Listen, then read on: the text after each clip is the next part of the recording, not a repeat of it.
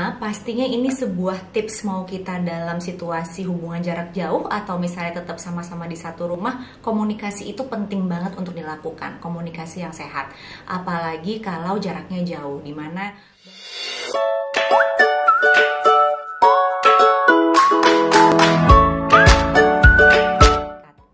Hai Ayah dan Ibu, kembali lagi bersama saya Saskia Aulia Prima, psikolog dan juga co-founder dari 3 Generasi.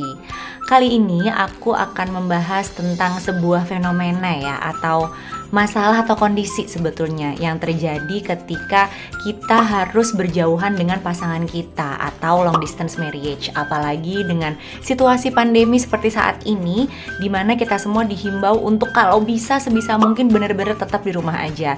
Dan mungkin ada kondisi dimana pasangan kita harus berada dalam jarak yang sangat jauh dari kita, jadi nggak bisa ketemu, mungkin karena urusan pekerjaan dan lain sebagainya. Jadinya pengasuhan dan juga komunikasi harus dilaksanakan dalam jarak jauh.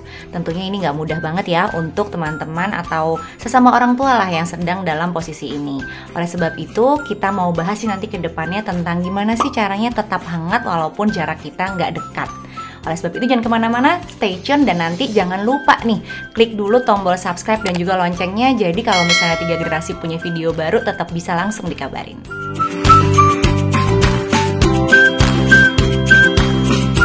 Yang pertama, pastinya ini sebuah tips mau kita dalam situasi hubungan jarak jauh atau misalnya tetap sama-sama di satu rumah, komunikasi itu penting banget untuk dilakukan, komunikasi yang sehat.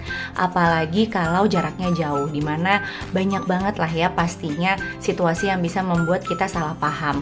Entah kadang mungkin kita pada saat chat-chatan salah emotikon atau kalimatnya mungkin gak berkenan, jadinya tebak-tebakan terus jadi gampang ngambek gitu. Nah makanya untuk pasangan yang di long distance marriage, bisa banget mencoba untuk tetap nih kabar-kabaran dengan cara apapun secara teknologi. Bisa dengan chat atau mungkin juga telepon, tapi kalau bisa sih video call supaya kelihatan orangnya. Terus mudah juga untuk meminimalisir nih konflik karena kedengaran suaranya, mungkin bisa lihat ekspresinya juga. Dan jangan lupa dilakukan dengan anak juga gitu ya, apalagi yang udah punya anak tentunya. Nah, pada saat video call ini kalau bisa ada satu waktu spesial yang gak cuman reporting harian ada apa, tapi juga ngomong atau menghabiskan waktu untuk ngomongin hal-hal yang lebih deep atau lebih dalam satu sama lain. Jadi misalnya perasaan kita gimana, apa yang kita syukuri sejauh ini, atau mungkin keluh kesah lain yang memang butuh dihempaskan gitu ya ke pasangan kita, supaya walaupun jauh tetap kerasa nih kebermaknaan hubungannya. Yang kedua, kita bisa loh walaupun dalam jarak jauh menunjukkan perasaan perhatian kita, sayang ataupun cinta lewat love language-nya pasangan kita. Maksudnya gimana? Jadi kan setiap orang itu punya caranya sendiri untuk memahami kalau pasangannya itu sayang sama dia. Ada yang lewat menghabiskan waktu bersama-sama atau quality time, ada yang lewat surprise nih, baru kerasa kalau pasangannya sayang sama kita.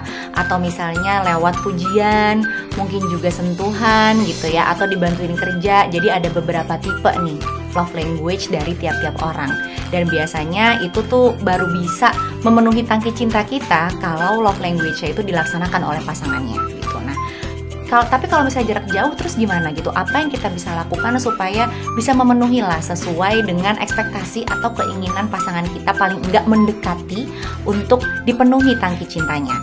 Yang pertama misalnya kalau pasangan kita memang senangnya surprise gitu ya, kita bisa kirimin care package apapun lah yang dia suka gitu. Jadi kerasa suatu saat pada saat dia bangun atau lihat paket, ternyata ada paket kasih sayang dari keluarganya atau sebaliknya. Kemudian kalau misalnya quality time, jangan lupa sering-sering telepon di waktu yang mungkin sama-sama bisa santai berdua, ngobrol dari hati ke hati mengenai situasi saat ini, perasaannya gimana dan lain sebagainya.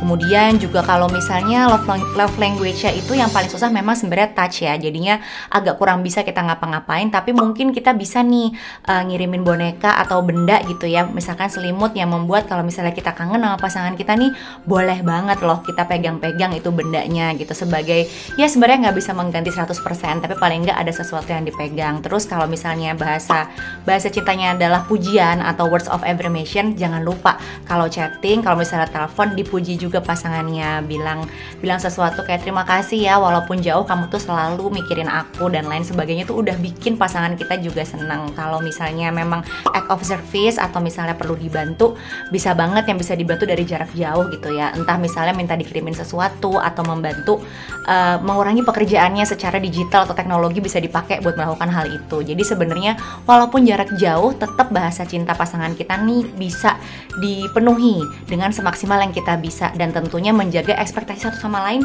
supaya juga nggak terlalu berlebihan gitu, apalagi dengan situasi yang terbatas seperti sekarang ini. Tips yang ketiga adalah memaksimalkan waktu saat bertemu dengan pasangan kita.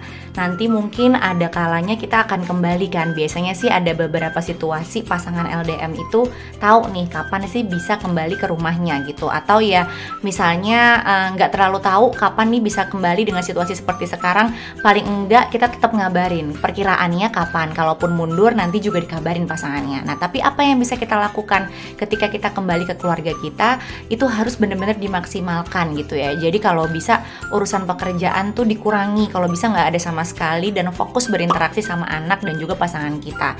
Tapi mungkin juga untuk orang-orang yang perlu waktu pada saat sampai ke rumahnya dan butuh sendiri atau istirahat dulu, juga harus diberikan ruang gitu, biar ke-charge dulu baterai jiwanya ke-charge. Jadi pada saat berinteraksi dengan pasangan dan juga anak-anak jadi lebih enak juga, jadi lebih nyaman juga. Jadi yang penting diatur waktunya, tapi tetap usahakan prioritasnya adalah memaksimalkan waktu bersama, bantuin pasangan kek gitu, atau misalnya menghabiskan waktu main dengan anak, terus kemudian juga ngobrol, dan banyak mungkinnya menghabiskan waktu dengan pasangan kita itu jadi situasi yang menyenangkan banget dan lebih melekatkan hubungan pada saat kita kembali pulang ke pasangan kita, daripada kita diem-dieman dan pingin punya private space yang terlalu banyak. Boleh, tapi diatur supaya tetap kerasa semuanya nih nyaman dan bahagia.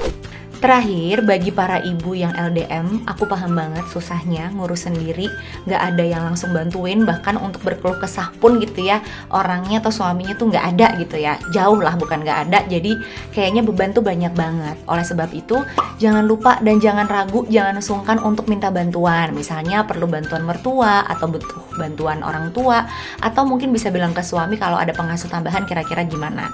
Kita yang paling tahu batas diri kita sendiri seperti apa, dan ketika kita tahu dan kita minta tolong, itu memudahkan untuk kita berinteraksi dengan lebih positif dengan anak-anak kita, sehingga juga kegiatan di rumah menyenangkan, anak tumbuhnya optimal, dan kitanya juga kesehatan mentalnya terjaga.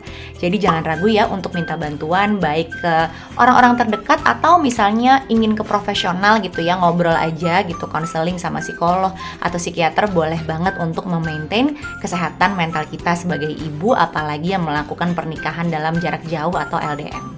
Nah itu dia beberapa tips yang bisa dilakukan ayah dan ibu yang dalam kondisi LDM nih atau long distance marriage. Jadi jangan lupa share juga, di like juga, dan kemudian juga di subscribe kalau ayah dan ibu nih seneng sama kontennya gitu, dan kasih tahu teman-temannya juga gitu yang mungkin membutuhkan informasi ini.